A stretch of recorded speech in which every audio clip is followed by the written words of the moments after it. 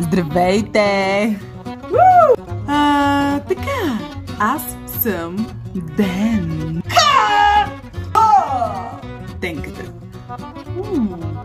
Както знаете, аз съм бременна. За втори път. В 6-тия месец. По време на бременност се случват някакви уникално странни неща. Хормоните не прощават. Но а нас, бременните, не бива да ни притеснява изобщо. Изобщо даже. Не. Вярно е, че всички жени карат различна бременност. Не може всички да сме еднакви. Но има едни такива бременни, които като ги видиш, си казваш: Боже, горкото дете, какво му причиняват?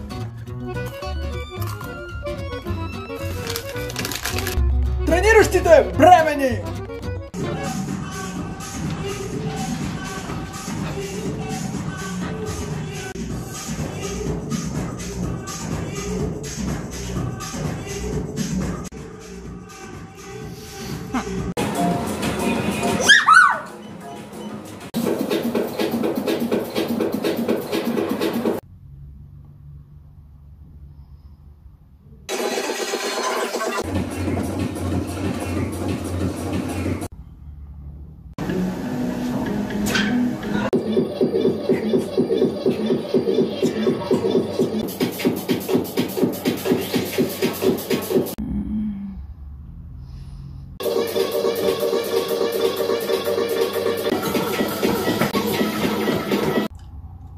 Не, тая верно ли го причинява това на детето?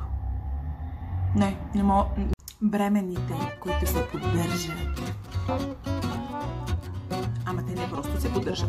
Те се събуждат поддържани.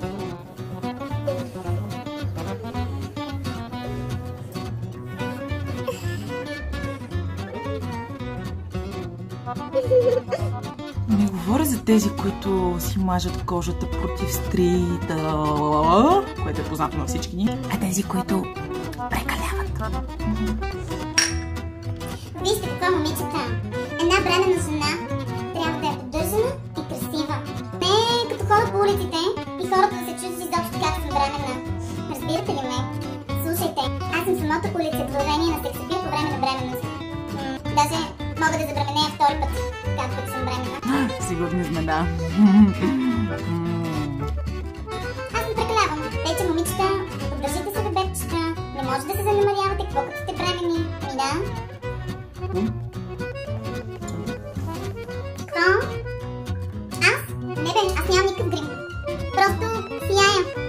Абе, бременност ма майката, бе, хора. Поддържите се.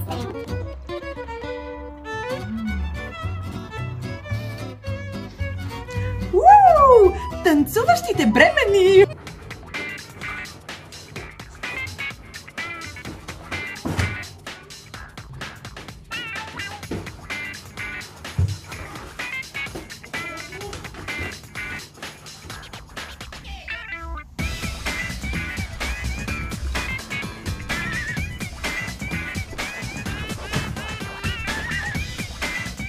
Оля има целулит по краката. Не, аз нямам. Не. Ген. Тия, които изобщо не се поддържат. Не ме разбирайте погрешно. Значи, едно е да търсиш комфорта, да ти е удобно, особено в този период, след 6-тия месец, разбирам напълно. Съвсем друго е обаче да не се погледнеш изобщо в огледалото. Или да се погледнеш и въобще да не ти пука, че приличаш на врачетката, която продава чорапи на пазара.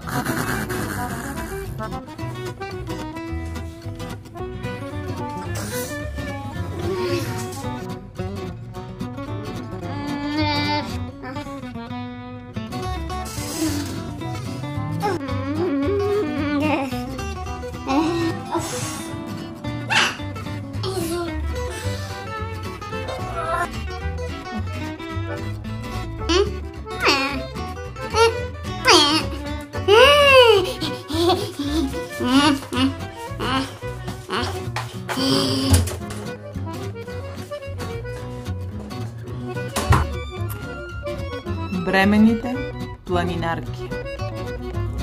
Кафтос камион отвънка, бе! Не знам хормоните ли само, като видя планината, братче, направо.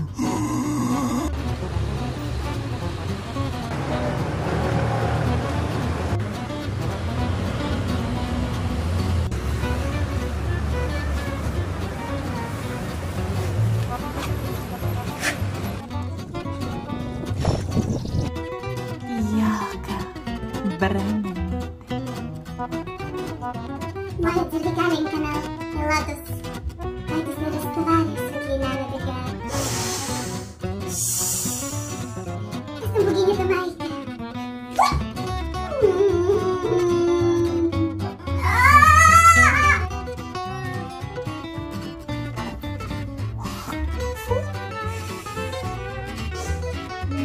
Цялата вселена се е събрала в мен. Аз съм майката богиня, аз съм майката богиня, аз съм майката богиня! О, мама, бебе, хум, о, мама, бебе, хум.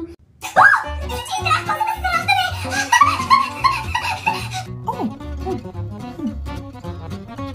О, мама, бебе, хум, о, мама, бебе, хум. Ако видите бременно да си говори сама,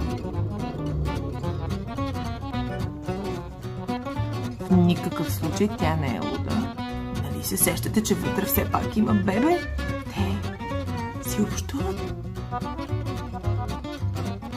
Комуникират си на едно друго ниво. Ти ще станеш най-красивото бебе на света.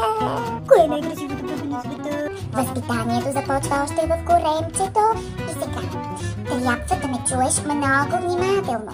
Когато ти задам въпрос, две поритвания за да, едно поритване за не. Разбра ли?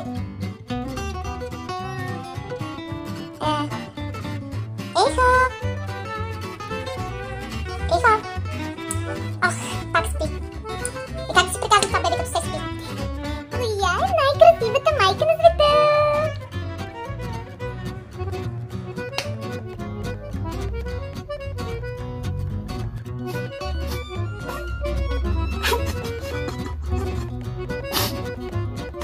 Емоционалните бремени.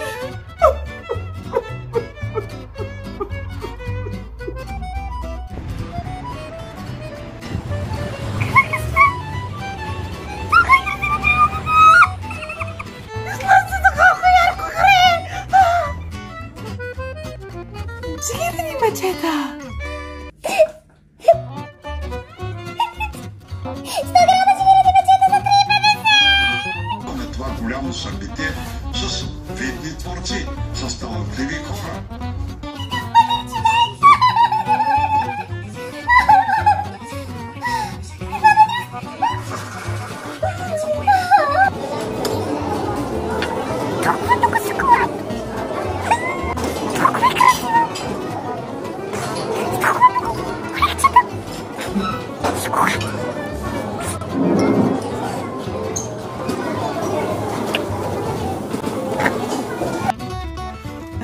Кърпичка?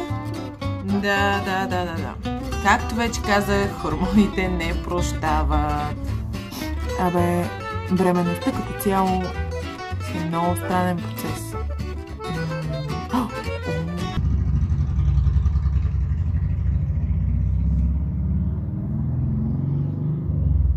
Как ще види с този мотор точно сега? Така че, приятели, ако имате бременна приятелка или сестра, или съпруга, не се чудете какво се случва с нея. Тя просто е бременна. Всичко това го правя и аз.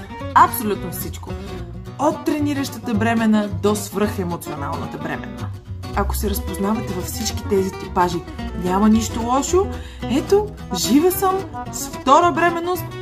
Цялата първа бременност ти я изкарах по същия начин. Нали? Плюс симптомите, повръщане, гадене, болки, Не! Точно това е красивото на бременността. Точно това е красивото на всяка бремена. с нейните си странности, с нейните си капризи и с нейната си бременност. Обаче този период е толкова хубав, защото всичките черпят храна и дори да не си гладна, винаги ще се намери някоя бабичка, която ще каже: ти може да не искаш, ама бебето иска. Така че, приятели, приятелки, приятелчета, неприятели, бремени и небремени, усмихвайте се по-често, независимо през какъв период от живота си минавате сега. Да сте много Аз съм Денката и на хората, които стигнахте до края, извинявайте, че станахте свидетели на това недоразумение. Обещавам, няма повече. Чао!